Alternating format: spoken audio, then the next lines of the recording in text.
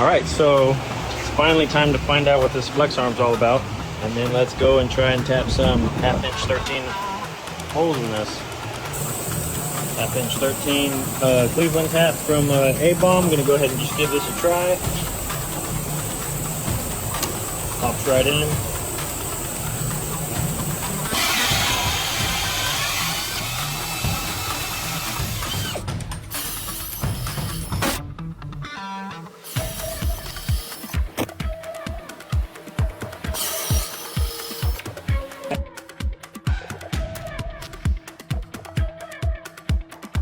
Five minutes later, I have 14 1/2 inch 13 holes tapped.